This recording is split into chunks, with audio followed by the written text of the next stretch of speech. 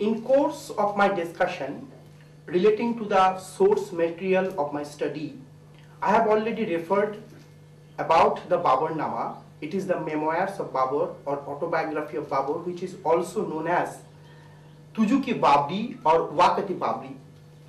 Another important source which was written by Akbar's minister Abul Fazl, that is Aini Akbari, which was composed between 1595 to 1596, considered as an important source during the period of Akbar. It also gives information in very details about the land revenue system and geographical feature of India. Another important source of Shah Jahan's time, that is Padshah-Nama, written by Abdul Hamid Lahori. It also considered as another important work in that direction. Several contemporary sources which were mostly written in Persian, this gives us information regarding the geographical variations of this country with particular reference to the natural surroundings. One of them, Muhammad Ali Khan's Mirat-e-Ahmedi, it gives us information regarding the weather and natural surroundings of the province Gujarat.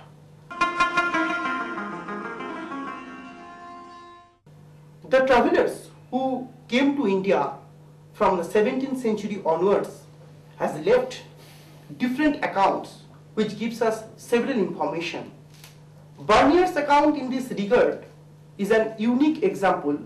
Burnier, who himself a physician, who travelled the different cities of India, has left a very vivid account about the nature and its surroundings of the Indian towns. It would be better to start our journey with the environmental history of the Mughal, focusing on 2 points. First, the forest resources and the preservation of forests, and through this discussion we should try to find out whether there was any deforestation was taken place, and next is the agricultural zones. Aini Akbari refers the different varieties of land, and it is well known that it was done by Todormal, was the land revenue minister under Akbar, and Abul Fazl recorded every detail on the basis of production of the land, on the basis of regional variety, though some portions of Bengal, Thatta and Kashmir, these places have not mentioned in his account. But a huge land came under cultivation. It is accounted in Aini Akbari that during the time of Akbar, around 50 to 55% growth was taken place in the agrarian sector, which means a huge land came under cultivation. We need to study regarding the forest resources of India. Babur refers relating to the forest resources of Hindustan. In his memoir, Babur mentioned that Hindustan, that is India, was thickly forested. When he attacked India, he found each and every portion of the India was covered with forest. That's why he ordered to cut down some trees for making the ways for his army. This tradition even followed during the time of Akbar. Aini Akbari refers one of the incident which was taken place during the time of Akbar, that is Akbar ordered one of the generals, Sahabaj Khan, who deployed to move towards Bihar and to suppress the movement of Gajpati, who was the zamindar of the Jagdishpur in Bihar. In this account, Aini Akbari refers that in the region of Bihar there was a dense forest, and Sahabaj Khan took 2 months, only 2 months, to cut the forest, and after cutting the trees he made the ways clean, and thereafter they entered into the Jagdishpur. So this type of accounts are available in this regard.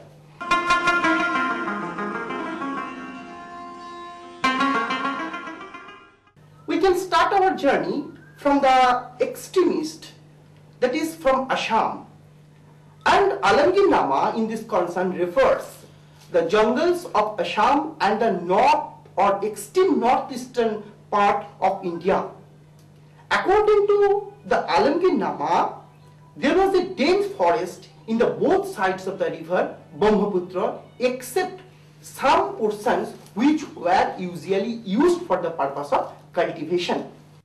Another important source, that is Tarikhi Mulki Assam, which also refers one of the most important forest, quote unquote jungle, that is Kajlaban, which usually famous for the wild elephants. Even it is also reported that several elephants were captured from this forest land.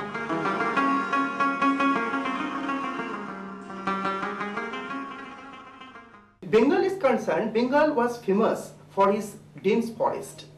Reynolds' Bengal Atlas 1781 giving some information regarding the Bengal's forest resources. Apart from that, several contemporary Bengali literary sources provided some information in this regard. One of the most remarkable source, that is Mukundaram Chakrabarti's Kobi King Kanchundi. It refers the different forest region of Bengal, and also it refers regarding the different varieties of forest of Bengal.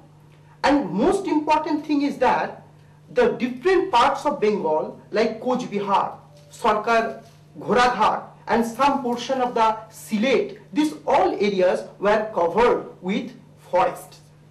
Another information is in this concern, that is the delta of Bengal, that is the Sundarban region. It was very rich forest region, and Sundarban was famous for wild elephants.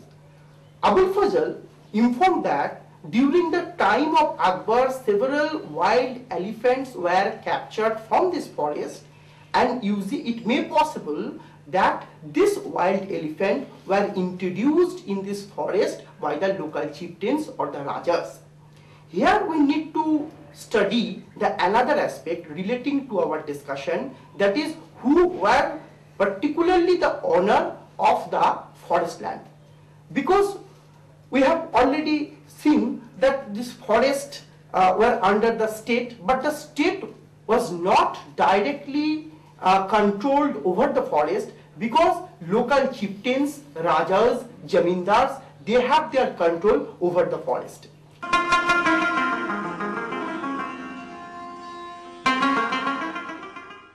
Odisha also covers a dense forest. The most important account in this work is that during the Shahjahan's period, it was written, that is Abdul Hamid Lahori's Padsanama. Lahori mentioned that in the southeastern part of the district Ganjam, there were 75 miles dense forest in Odisha. Hamilton record, which is roughly from 18th century, it is the 18th century document, gives us several information, the forest area which were among the sites of the river sites and some extent in Balasore. There was thick forest area in the Tarai or the Himalayan foot. There are some other references relating to the forest resources in Rohilkhand also. The most extensive unbroken forest within the India in the Mughal times was indeed in central India. Irfan Habib referred this forest, quote, Great Central Indian Forest, unquote. It covers the different areas, the extensive forest land stretching from Balasore between Mahanadi and Godavari, and Jharkhand between Son and the river Mahanadi. The most interesting account in this regard that the elephant was found in this forest, that means the wild elephant, as I stated earlier, and this elephant were introduced by the local rulers as Bengal. We need to study that the different aspects of the economic perspective of the Mughal forest. Several major products included firewood, timber, charcoal, which were used in the domestic life. Apart from that, bamboo, gamlek, beeswax, wild skill, musk, these were all the forest products. The most important and the major forest product which had some commercial value, that is timber and firewood. Aini-Akbari refers an account relating to the utilization of the timber in the royal kitchen of Akbar period, last half of the 16th century. Ain here refers a statistical data where it reflects that nearly 1,500,000 months, that is 37,63,890 kgs timber has been utilized in the royal kitchen. Unfortunately, regarding the price of this timber or the firewood has not mentioned, but the account of Pulsar, which is some extent later period, Pulsar made in comparison between the price of the firewood which was available in Agra and its nearby region and some other places like Allahabad, Ajmer and some portion of the eastern India, where he reflects that he stated that the price of the timber or the firewood of Agra was cheaper than the other places of India. A good quality of timber such as teak, sal, these were available in India. Aini-Akbari refers that 72 variety of timber with different degree which were available in India. That means the utilization of timber not only for the purpose of domestic, several construction of buildings, and it was utilized as a building material, and by the 17th century and 18th century onwards, for the purpose of making ships and boats, this timber was hugely utilized. Different other varieties of wood are available in the several portions of the country. In Assam, in Bengal, different varieties of wood were available. There are some other things which were available in the forest, that is gamlek, yielded in certain places of Bengal, and Bengal was very much famous for that. Bernier had given his account and he accounted that Bengal was very much famous even for beeswax, and it was though found in the several parts of India, but the quality of beeswax in Bengal was very much high and very much rich. In this regard, I would like to mention regarding the elephant. It is considered as one of the most unique and useful animal which was used in war and also as beast of burden. In the establishment of Akbar, it is estimated that there were 5,000 elephants. Among them, 1,000 were the khas elephant.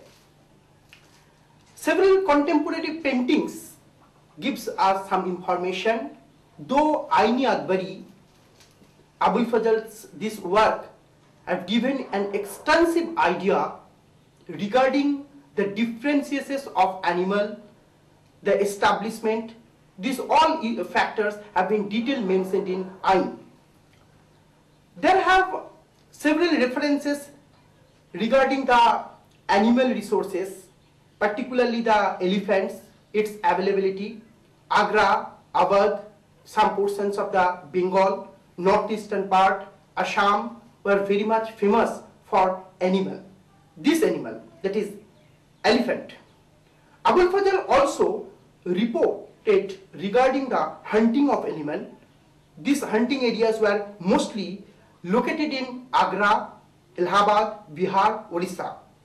Apart from that, elephant was considered as an important commercial animal. I need to mention another animal which got most importance under the period of Akbar, that is cheetah. The cheetahs were utilized for the purpose of hunting. Ain-e-Akbari refers that there were 1000 cheetah in the royal establishment of Akbar. They were trained for the purpose of deer hunting. After this study relating to the forest resources of India on the basis of regional variety, we need to discuss about the agricultural zones, better to say the different provinces which were developed by the Mughals on the basis of agricultural productivity.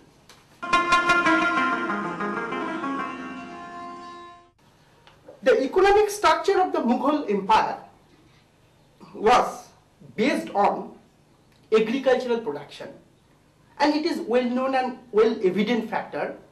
With the establishment of the Mughal Empire in India, the agricultural field was developed. Different varieties of crops, vegetables, fruits and flowers were cultivated in the different regions. Regarding this study, the work of Professor Irfan Habib considered as an unique effort in this regard. Another work which I need to mention, this is the work of Shirin Muzvi, The Economy of the Mughal Empire, and she has given the statistical data of the Mughal Empire on the basis of the production in the different regions. In this regard, we need to study the population of the Mughal Empire, from where we could be able to get some data regarding the increasement of the agricultural land. So far the population is concerned, in the Mughal India, no census person was ever connected in the part of the Mughal Empire. The reports which we usually get from the contemporary record, that is Ain-e-Akbari, I have already mentioned regarding the Ain-e-Akbari, it is an unique record during the time of Emperor Akbar. It gives some information regarding the agricultural land and the production per bigha. On that basis, Morland had taken an attempt. W.H. Morland, according to his observation, he had taken two efforts to clarify the population or the growth of population on the basis of two of his observations. First of all, to work out the total area under cultivation at the end of the 16th century, and then to estimate on the basis of the total population of Akbar's empire. According to his observation, the gross rate of production from 16th century till 19th century or 20th century, it was some extent developed. The production rate or the rate of development was not huge. According to Morland, during that time, on the basis of contemporary document, here was that there were 100 million population in Mughal India. But he concluded this statement on the basis of Razi. Razi means area measured for revenue purposes. There have several arguments among the scholars relating to this ratio, but it is well evident that 85% of the total population in Mughal India were from the rural society. Kingsley Davis, he also mentioned an account. He accounted that in 1600, that is first of the 17th century, there were 120 million population in India, and it was almost same till after the second half of the 18th century. By 1800 to 1871, it was almost double, because this period, it is well known that this is the period of British expansion, and by the 1800, population was nearly 200 million, it is almost double. D. Bhattacharya refers 207 million, and Maurice de Maurice referred some extent little, that is 197.8 million. It is 19th century account. According to their observation, 16th century May 150 million, that is 17th century 1600, and 19th century 1800 it is 200 million, that is growth rate was 33%. So on that basis, agricultural land was developed. Another important aspect in this regard I need to mention, that is the gardens of the Mughal, because these gardens are closely related to the environmental context of our study, because different types of garden were introduced for the first time in India by the Mughals. Babur introduced the Charbagh system. Though Babur's rule was not very long in India, he ruled only for 4 years. He was, most of his time, he was engaged for political consolidation of his empire. But Babur laid the first stone towards the gardening in India, that is Charbagh system was introduced, that is fourfold gardening system. And this tradition was continued by Akbar during the time of Jahangir, and during the time of Shah Jahan it got its ultimate climax. Jahangir put more concentration for making gardens in the different parts of India, in Kashmir, in Lahore. Even the gardens in Agra were also considered one of the major important aspects. The gardens have some social impact. Several contemporary Mughal paintings shows the social impact of the Mughal gardens. Several fruits and flowers were produced in India. Several flowers were also introduced in India by the Mughal as a result of their gardening. The most important account regarding the gardening, the water management system of the Mughal gardens. W.H. Siddiqui works in this regard considered most attention. The most important aspect of the Mughal garden, that what was the perspective for constructing the gardens. The purpose was only to decorate the palaces or buildings, or some extent different.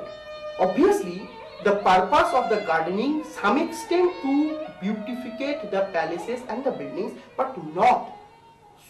It is altogether some extent different, because the environment of the northern India, apart from the Kashmir, northern India was hot and humid. To keep the palaces cool and eco-friendly, for that purpose the Mughal initiated to build up the several gardens inside and outside the palaces.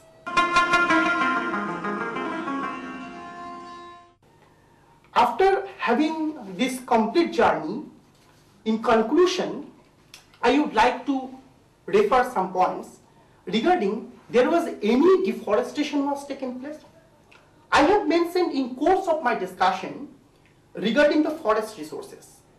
Some extent forests were cut down because due to military expedition in one hand, on the other hand due to agricultural necessity. And I have already referred regarding the growth rate of population in the entire Mughal period, which shows that there was a development was taken place in the field of agriculture. But although the environmental balance was not disturbed in Mughal India as it was disturbed with the establishment of the colonial rule, Mughal were very much nearer to the environment. They preserved the principle of Islam. According to Hadith, Islam is a religion of nature. So they maintained this idea. And after the Mughals, when by the mid of the 18th century, the colonial rule began to establish in India, and throughout the 19th centuries, what kind of forest policy were taken by the Britishers, this makes a problem towards environment, towards society.